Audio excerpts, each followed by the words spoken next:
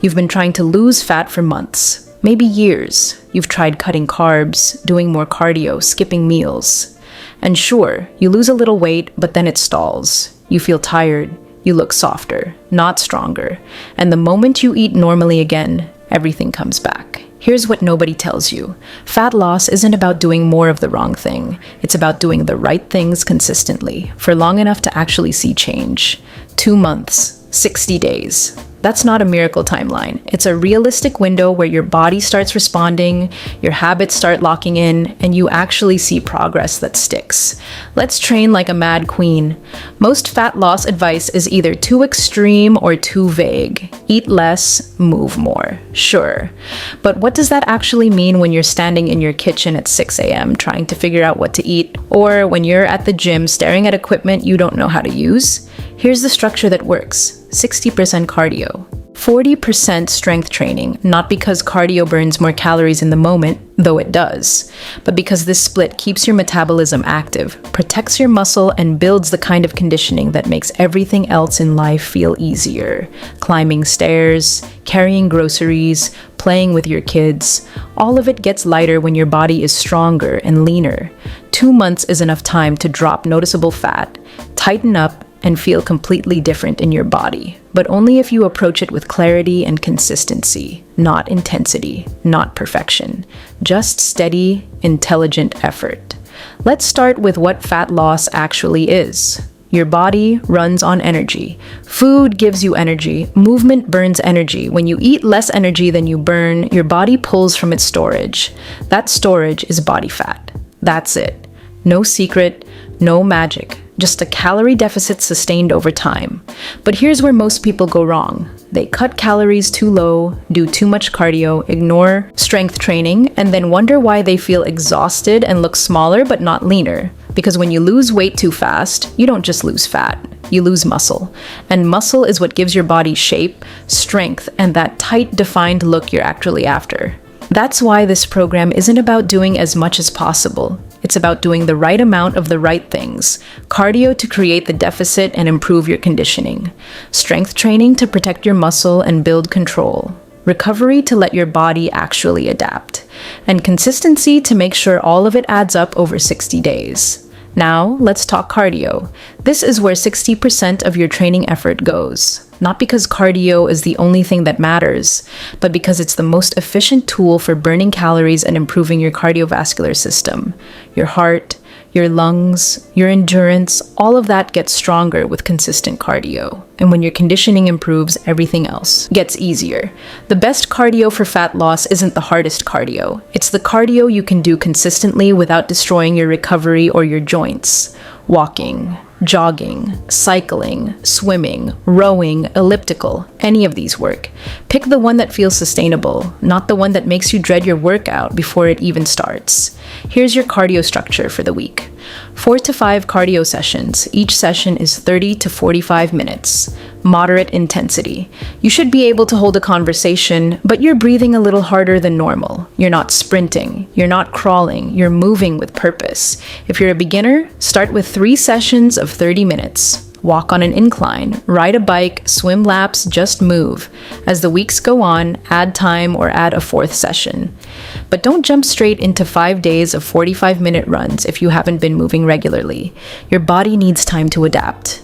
And here's something most people don't realize. Low to moderate intensity cardio actually helps you recover. It increases blood flow. It clears metabolic waste.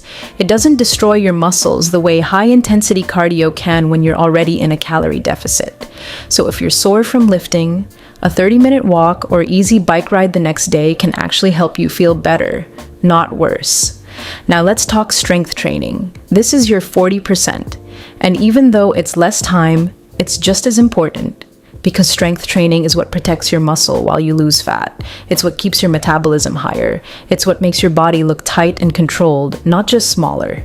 You don't need complicated programs. You don't need 7 different exercises for your glutes. You need compound movements. Exercises that use multiple muscle groups at once. Squats, deadlifts, lunges, presses, rows, pulls. These moves burn more calories, build more strength, and teach your body how to move as a unit. Here's your strength structure for the week. 3 full body sessions, or if you prefer, an upper-lower split done twice a week with 1 extra day for core and conditioning. Each session is 45 to 60 minutes. You're working with moderate weight, not maxing out, not going so light that it feels easy, somewhere in the middle. For fat loss, your rep range should be 8 to 15 reps per set. This keeps your heart rate up, builds muscular endurance, and still challenges your muscles enough to maintain size and strength. Rest between sets should be short, 45 to 90 seconds. Keep moving, keep your body working. A simple weekly split might look like this. Monday, full body strength. Tuesday, cardio. Wednesday, full body strength. Thursday, cardio. Friday, full body strength. Saturday, cardio. Sunday, rest or light movement like walking or stretching. If you prefer upper-lower, it could be Monday upper, Tuesday lower, Wednesday cardio, Thursday upper, Friday lower, Saturday cardio, Sunday rest. Either works. Pick the one that fits your schedule and energy. Every strength session should include a squat or lunge variation, a hinge movement like a deadlift or hip thrust, a push like a press or push-up, and a pull like a row or pull down. 4 to 5 exercises per session, 3 to 4 sets each. Keep it simple. Keep it consistent. Now let's address nutrition. You can't outtrain a bad diet. If you're eating more than you burn, you won't lose fat. Period. But you also can't starve yourself and expect to feel strong, recover well, or maintain muscle.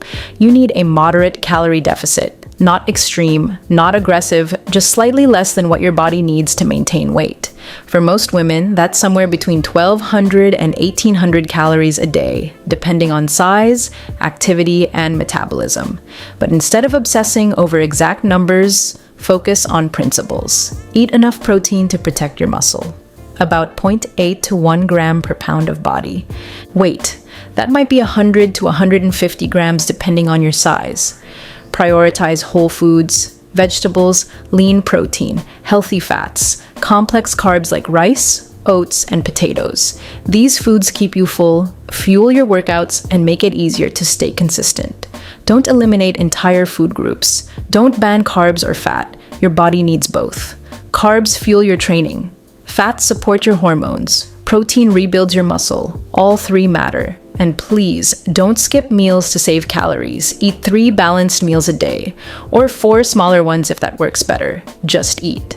Consistently. At regular times. Your body responds better to routine than chaos. Now, let's talk recovery. This is where most people fail. They train hard. They eat right. But they sleep 5 hours a night, stress constantly, and never take a rest day. And then they wonder why they're exhausted and not seeing results. Recovery is when your body actually changes. When you sleep, your muscles repair. Your hormones rebalance, your nervous system resets. Without enough sleep, you won't lose fat efficiently. You'll feel hungrier. You'll crave junk food. You'll lack energy for your workouts. Aim for 7 to 8 hours every night. Make it non-negotiable. Rest days are just as important as training days. Take at least 1 full rest day per week. Maybe 2 if you're feeling run down. Rest doesn't mean doing nothing. It means not pushing hard. Walk, stretch, do yoga. Move gently, let your body breathe, and manage your stress. Chronic stress raises cortisol. High cortisol makes fat loss harder, especially around your midsection. Find what calms you. Meditation, journaling, time outside, whatever works. Just don't ignore it. Here's the truth about 2 months. It's not magic, but it's enough. Enough time to drop noticeable fat. Enough time to build strength and conditioning. Enough time to prove to yourself that you can commit to something and see it through. You won't look like a fitness model.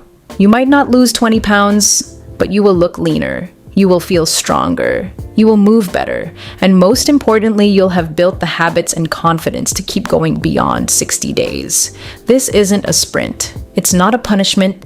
It's a commitment to yourself, to your health, to feeling capable and in control of your body. 60 days of showing up, of doing the cardio even when you don't feel like it, of lifting weights even when you're tired, of eating well even when it's easier not to. That's what changes you. Not the workouts, not the meals, the decision to keep going when it's hard. That's where the real transformation happens. So commit to 60 days. Write it down. Tell someone. Track your workouts. Take a photo at the start, not to obsess over, just to remind yourself where you began.